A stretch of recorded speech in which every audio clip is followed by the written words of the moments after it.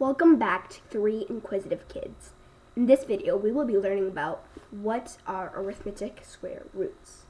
Our course outline for this unit is first irrational numbers, which we learned in the last lesson.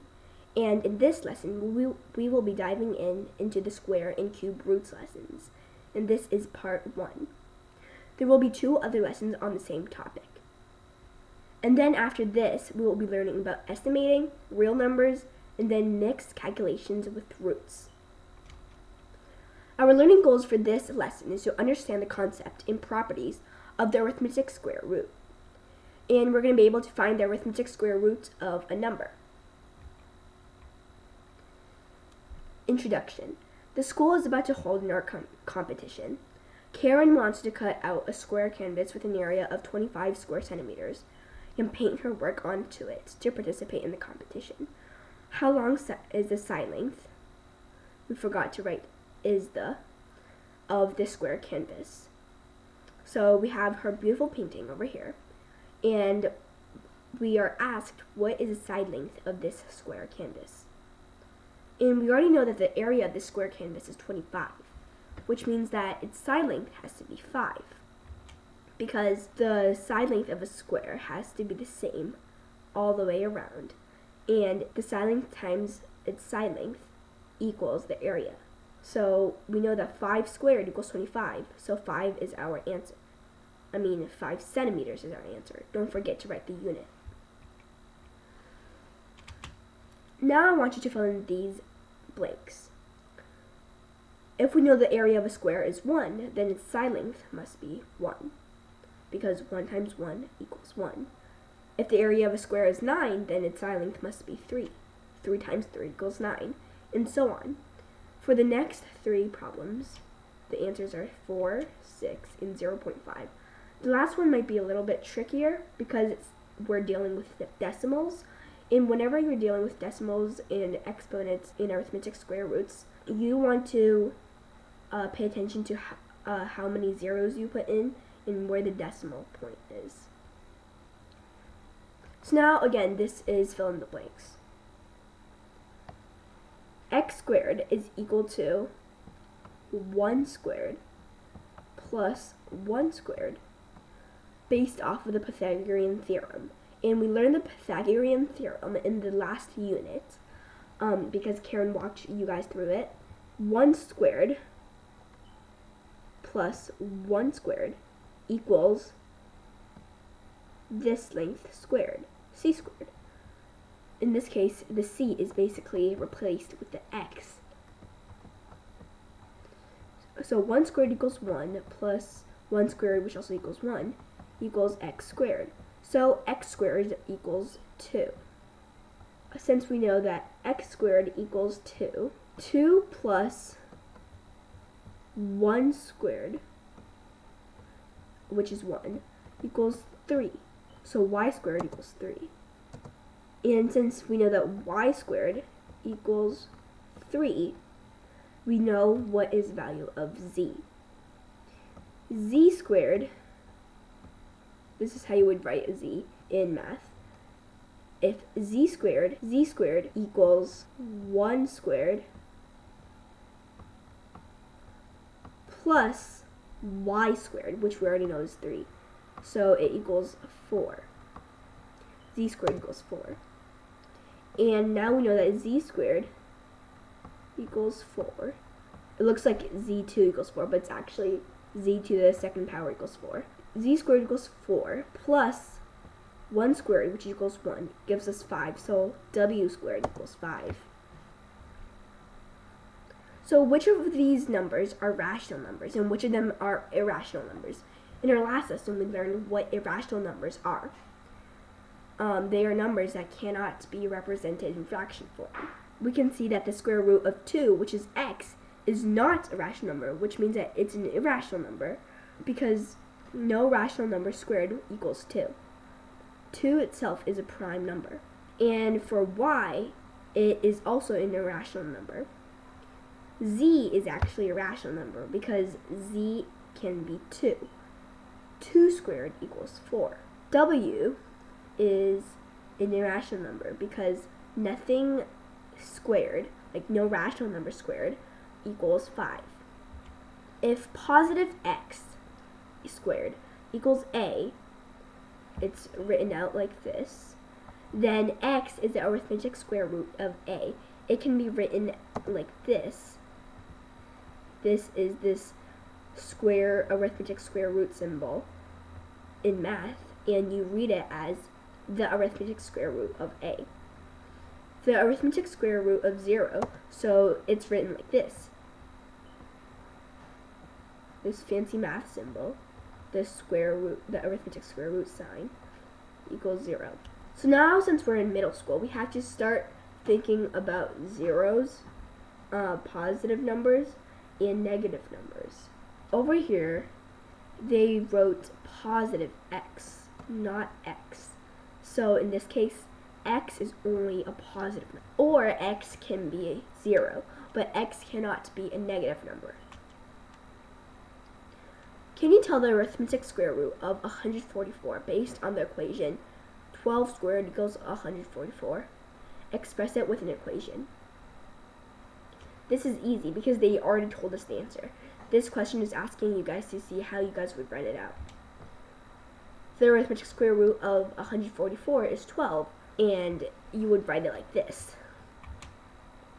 What do the following expressions mean? Can you simplify them? For the first one, we have the arithmetic square root of 49, and that's 7. The arithmetic square root of 13 squared equals 13. The arithmetic square root sign and the exponent basically cancels each other out. So since this is a square root, we could write it like this with a 2 over here on top of this part that's sticking up. Later on, we will learn different roots, like cube roots. We will learn cube roots, and if you get even fancier, you might come upon things like this. So that's a cube root. This, and so on. Just like in multiplication, you don't have to write the multiplication sign sometimes.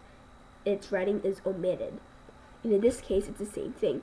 For arithmetic square roots, you don't have to write the number 2 on over here. For the last one, we have 0.03. Again, you have to be careful to see how much zeros you put in here. Example 1. Find the arithmetic square roots of the following numbers. Because 30 squared equals 900, we all know that, the arithmetic square root of 900 is 30, and it's written like this. The arithmetic square root of 1 is 1, and the third one, it might look a little trickier, just because it's a fraction, but it's very simple. 7/8 squared equals 49 over 64. So the arithmetic square root of 49 over 64 is 7/8. And the arithmetic square root of 14 is just expressed as the arithmetic square root of 14, because if you want to simplify it down even more, you would end up with an irrational number. So the arithmetic square root of a non-square number, in this case it's 14, can be represented by the root sign. So it's just written down like this. It can't be simplified any further. Notice how now, since we get older, they tell you to simplify, not to calculate or find the answer of. You have to simplify it as much as possible. Find the arithmetic square root of the following numbers. Again, the first one, it's 9. The arithmetic square root of 81 is 9. We kind of made a mistake over here, because we're not trying to say the arithmetic square root of the arithmetic square root of 81 is 9. You can just erase this entire part, because if you erase that part, we're just left with the arithmetic square root of 81. These 4 long words are just represented by this root sign. For the second one, our answer is 25. You might think if the arithmetic square root and the square and the exponent cancels each other out, then why don't we have negative 25 as our answer? First off, our answer has to be positive because we're dealing with arithmetic square roots. In our next lesson, we will be learning something a little bit different. And also, if you first do negative 25 times negative 25 inside the arithmetic square root, you get 625. And the arithmetic square root of that is 25. And for the third problem, you first have to turn this into a improper fraction, and then you simplify to get 3 halves. Do negative numbers have arithmetic square roots? And in question 2, can the arithmetic square root of a non-negative number be negative?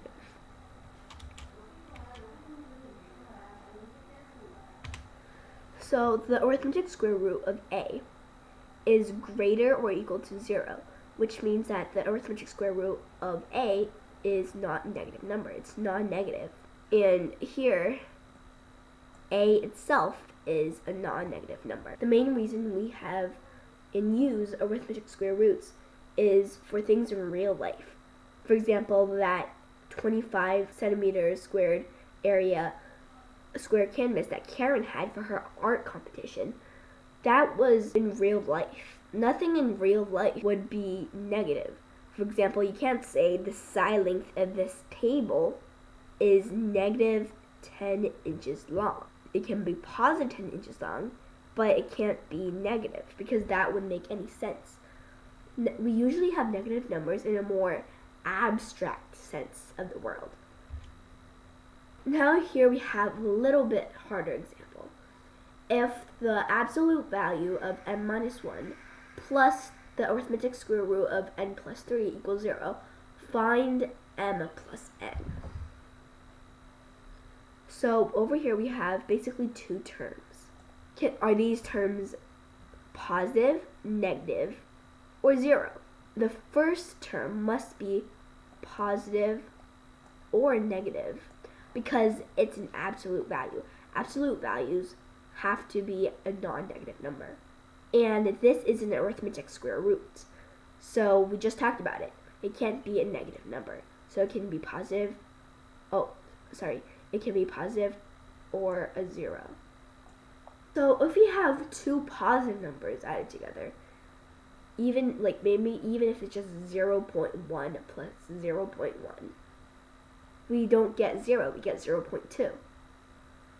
So no 2 positive numbers added together will equal 0, which means that they can't be positive numbers either. They have to be 0 themselves. So what to minus 1 equals 0? That's right. M itself equals 1 because 1 minus 1 equals 0. And what plus 3 equals 0? N equals negative 3. So now since we know what these 2 variables represent, we can go ahead and find m plus n, and our answer would be negative 2. You can see that they use these symbols on the left over here. And this first symbol represents because all these reasons and information we've collected, therefore our claim or conclusion. And then since we know this conclusion, this leads us to another conclusion, which leads us to the final answer. Later when you're writing your own solution or your own thinking, try your best to write it in this form. I used to get confused a lot on how to tell apart these 2 different symbols since they are also alike. I like to think of the because, the one with 2 dots on the top and 1 dot on the bottom, as this is a person collecting information. And then, when the person has finished collecting information, it has an output. And it has its conclusion / claim number 2. So because this, therefore blah blah blah blah blah. Now we're going to jump into some more practice. If the absolute value of a plus 3 equals 0, then a equals blank.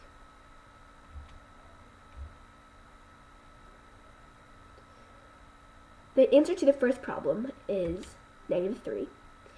Now we're working with problems that have zeros in it. So m would be 7, because 7 minus 7 equals 0. A is 5.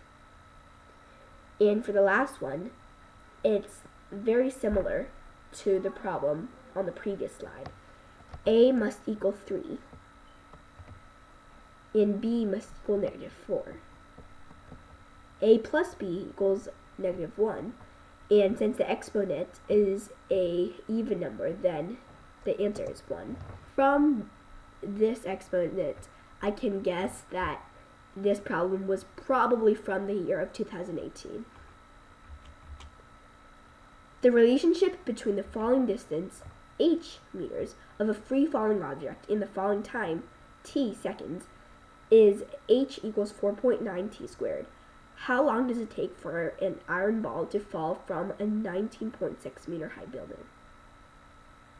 The first step to solving this problem is to actually put 19.6 into the equation.